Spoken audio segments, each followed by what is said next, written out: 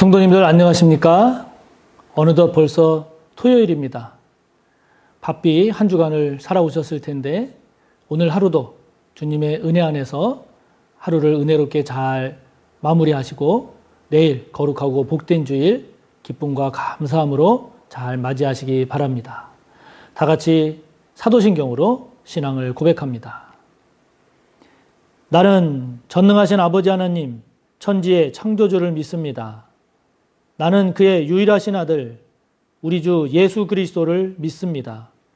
그는 성령으로 잉태되어 동정녀 마리아에게서 나시고 본디오 빌라도에게 고난을 받아 십자가에 못 박혀 죽으시고 장사된 지 사흘 만에 죽은 자 가운데서 다시 살아나셨으며 하늘에 오르시어 전능하신 아버지 하나님 우편에 앉아 계시다가 거기로부터 살아있는 자와 죽은 자를 심판하러 오십니다. 나는 성령을 믿으며 거룩한 공교회와 성도의 교제와 죄를 용서받는 것과 몸의 부활과 영생을 믿습니다. 아멘. 오늘 우리가 함께 나눌 말씀은 어제 말씀에 이어서 시편 27편 7절부터 마지막 14절까지의 말씀을 함께 나누겠습니다.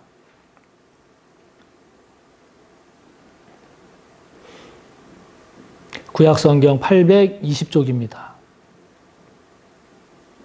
구약 820쪽 시편 27편 7절에서 마지막 14절까지 함께 봅니다. 여호와여, 내가 소리내어 부르짖을 때에 들으시고 또한 나를 긍휼히 여기사 응답하소서. 너희는 내 얼굴을 찾으라 하실 때에 내가 마음으로 주께 말하되 여호와여, 내가 주의 얼굴을 찾으리이다 하였나이다. 주의 얼굴을 내게서 숨기지 마시고 주의 종을 노하여 버리지 마소서. 주는 나의 도움이 되셨나이다. 나의 구원의 하나님이시여 나를 버리지 마시고 떠나지 마소서. 내 부모는 나를 버렸으나 여호와는 나를 영접하시리이다. 여호와여, 주의 도를 내게 가르치시고 내 원수를 생각하셔서 평탄한 길로 나를 인도하소서. 내 생명을 내 대적에게 맡기지 마소서. 위증자와 악을 토하는 자가 일어나 나를 치려 함이니이다. 내가 산 자들의 땅에서 여호와의 선하심을 보게 될 줄 확실히 믿었도다. 너는 여호와를 기다릴지어다. 강하고 담대하며 여호와를 기다릴지어다. 아멘. 어제에 이어서 오늘 시편 27편의 다윗의 고백을 우리가 함께 보고 있습니다. 우리가 어저께 함께 봤듯이 지금 다윗이 처한 상황이 녹록지 않습니다. 위기의 상황이고 고난이 있고 문제가 있고 어려움이 있는 그런 상황인데, 자, 그 말씀에 이어서 이제 오늘도 다윗이 고백하는 이 다윗의 고백을 통해서 저와 여러분이 위기의 상황, 고난의 상황, 어려움의 이런 상황 가운데 빠졌을 때 하나님은 저와 여러분이 어떻게 살아가기를 원하시는가라고 하는 것을 오늘 우리가 함께 살펴보려고 합니다. 자, 먼저 하나님은 저와 여러분이 어려운 상황에 빠지면 빠질수록, 문제를 만나면 만날수록, 위기의 상황이 되면 될수록 저와 여러분을 향해서 하나님이 원하시는 것은 소리내어 부르짖으라는 겁니다. 주님의 얼굴을 찾으라는 겁니다. 그것이 7절과 8절의 내용을 보면 알 수 있습니다. 우리도 평상시 기도하지요. 기도를 하는데 저도 그렇고 많은 성도님들을 보면 정작 위기 상황이 되면 의외로 기도를 잘 못하는 경우가 많습니다. 마음이 두렵고 생각이 복잡하고 또 낙심이 되고 여러 가지 염려와 걱정 때문에 정말 그때는 더 깊이 기도하고 더 많이 기도해야 함에도 불구하고 정작 기도해야 할 그런 상황에서는 오히려 기도를 안 하는, 못하는 이런 상황을 우리가 쉽게 만나게 되죠. 오늘 하나님은 말씀하십니다. 다윗을 통해서 어려울 때일수록 소리내어 부르짖으라. 고난이 깊으면 깊을수록 주의 얼굴을 찾으라.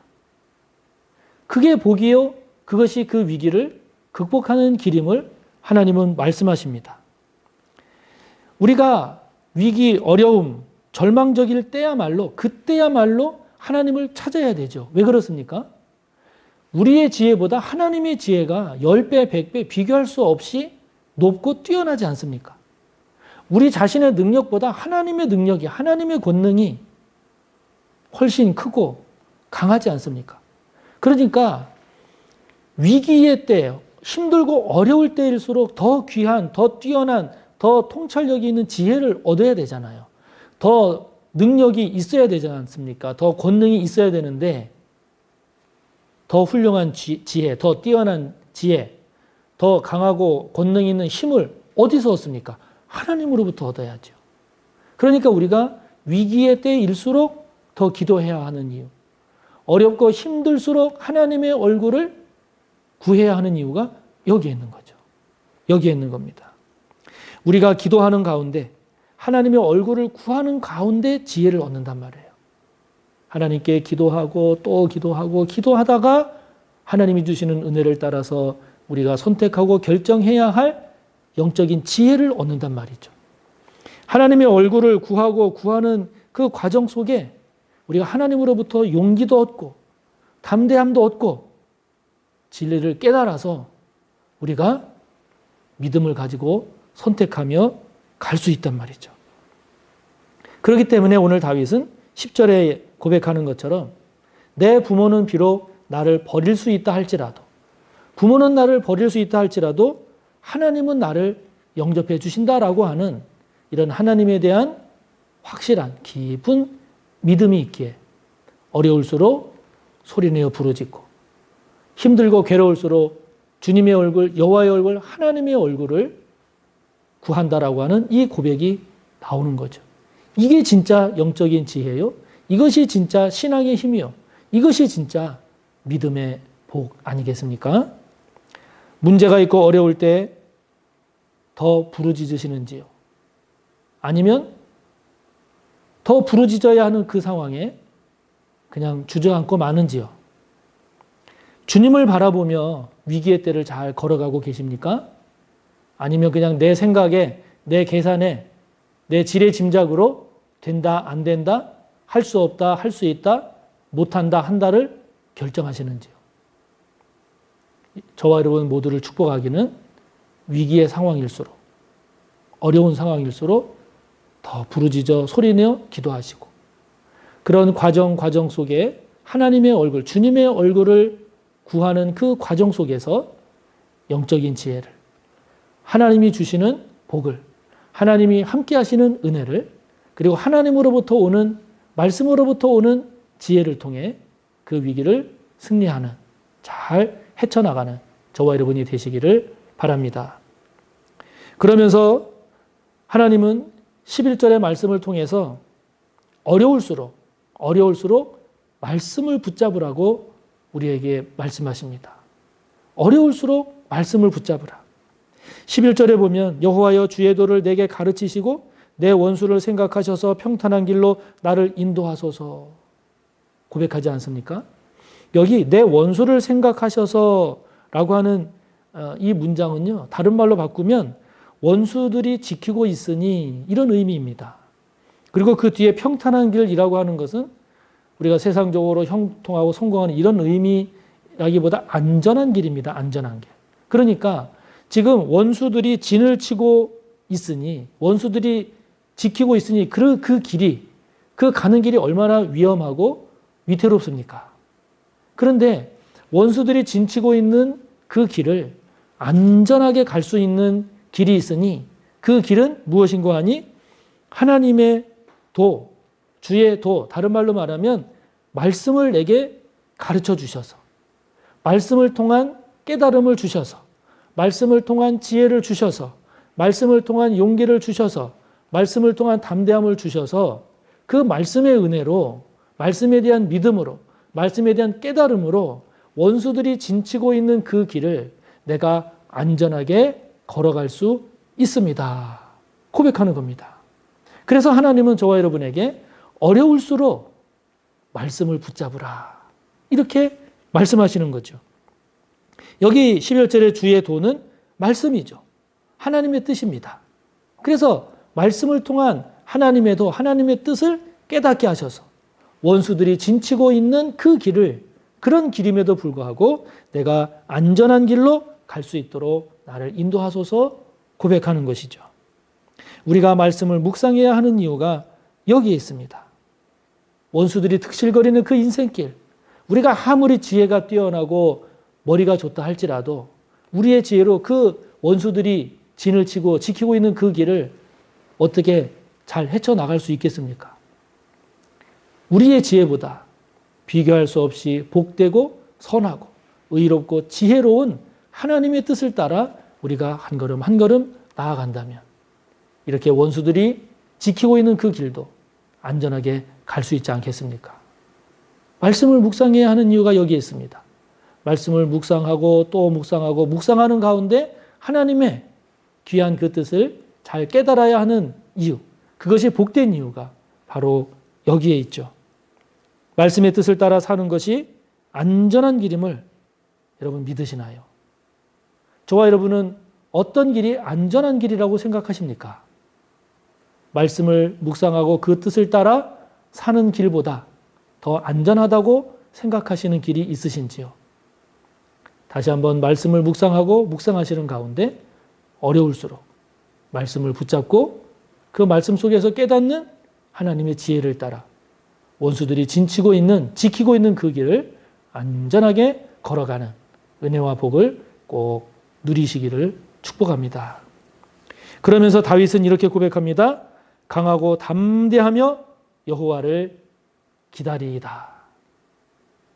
강하고 담대하며 여호와를 기다린다고 고백합니다. 이게 저와 여러분의 고백이 되기를 바랍니다. 다윗은 어떻게 이렇게 위기의 상황, 어려운 상황에서도 강하고 담대하며 여호와를 기다리겠습니다. 이렇게 고백할 수 있나요? 13절에 보면 그 이유를 다윗은 이렇게 고백합니다. 내가 산 자들의 땅에서, 이 내가 산 자들의 땅에서 이 말을 다른 번역 성경을 보면 이 세상에 머무는 내 한 생애에서 또는 살아생전 이 땅 위에서, 이런 의미입니다. 그러니까 내가 이 땅을 살아가는 내 한평생의 삶 가운데, 이런 얘기죠. 내 삶 가운데 여호와의 선하심을 보게 될 줄 확실히 믿었도다.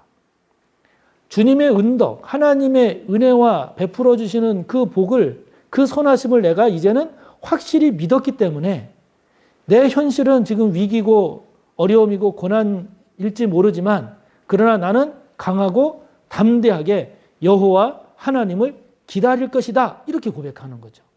이렇게 고백하는 겁니다. 할렐루야. 강하고 담대하게 여호와를 기다리는 이유. 저와 여러분도 이렇게 고백할 수 있겠습니까?